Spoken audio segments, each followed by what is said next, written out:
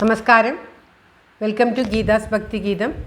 One day one ശ്ലോകം. Shrimad Mahabhagavatam 596th day.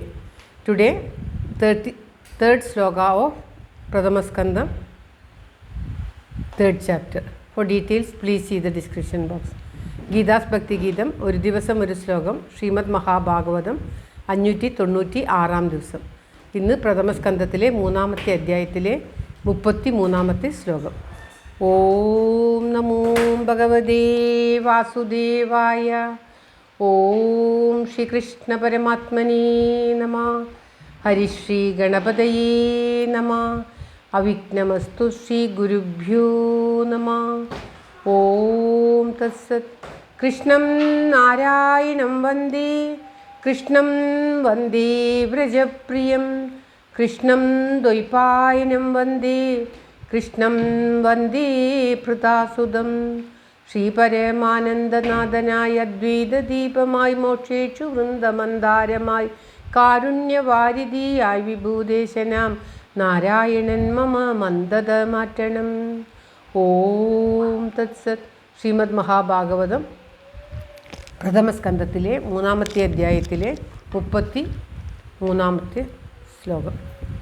യത്രേ may സദസദ്രൂപേ പ്രതിഷിദ്ധേ സ്വസംവിതാ അവിദ്യായാത്മനി കൃതേ ഇതി തദ് ബ്രഹ്മദർശനം. യത്രേ may സദസദ്രൂപേ പ്രതിഷിദ്ധേ സ്വസംവിതാ അവിദ്യായാത്മനി കൃതേ ഇതി തദ് ബ്രഹ്മദർശനം. ഓം തത്സത്. യത്ര ഇമേ സദസദ്രൂപേ പ്രതിഷിദ്ധേ സ്വസംവിദ അവിദ്യായ ആത്മനി കൃതേ ഇതി തത് ബ്രഹ്മദർശനം.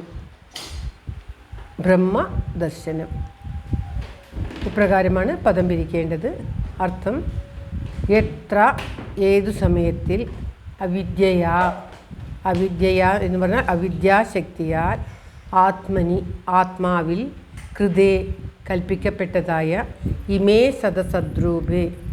ആ എത്ര കൂടെയുള്ള ഇമേ ഇവിടെയാണ് ചേർക്കേണ്ടത്. ഇമേ സദസദ്രൂപേ ഈ സ്ഥൂല സൂക്ഷ്മ രൂപങ്ങൾ സ്വസംവിധ ആത്മജ്ഞാനത്താൽ പ്രതിഷേധിക്കപ്പെട്ടതായിട്ട് ഭവതഃ ഭവിക്കുന്നു.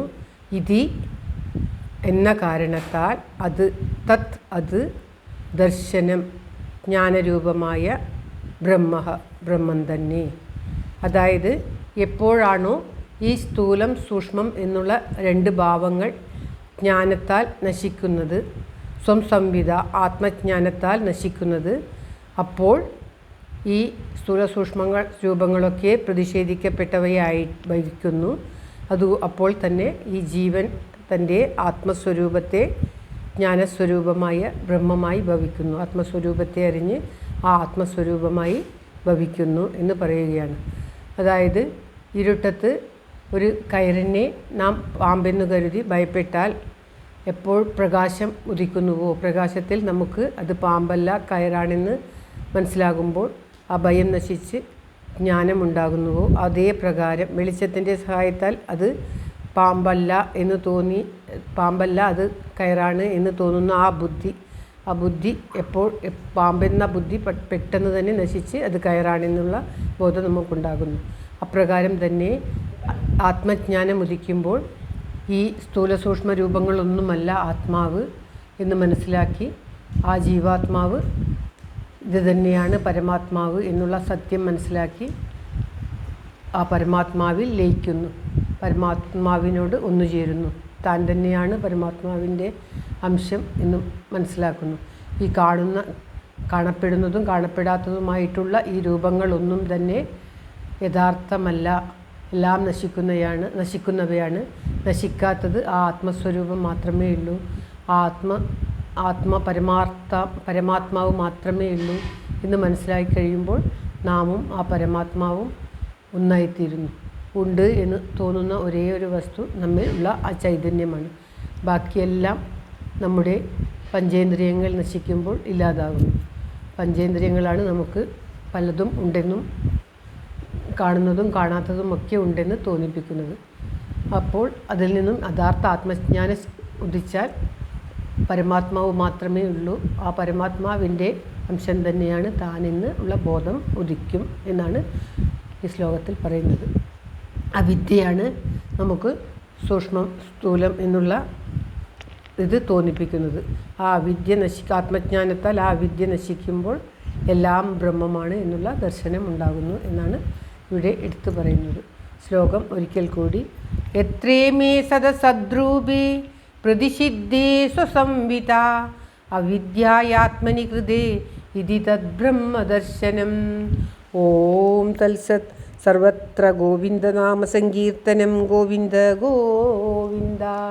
എല്ലാവർക്കും എല്ലാവിധ ആയുരാരോഗ്യ സൗഖ്യവും നന്മയും പ്രാർത്ഥിച്ചുകൊണ്ട് ഭഗവത് സമക്ഷം ഈ ശ്ലോകം സമർപ്പിക്കുന്നു. Geetha Rajan. Thank you for watching. All the best. Have A very very nice day. God bless you. ദൈവം അനുഗ്രഹിക്കട്ടെ. എല്ലാവർക്കും എല്ലാവിധ ആയുരാരോഗ്യ സൗഖ്യവും നന്മയും ഉണ്ടാകട്ടെ. ഓം തത്സത്.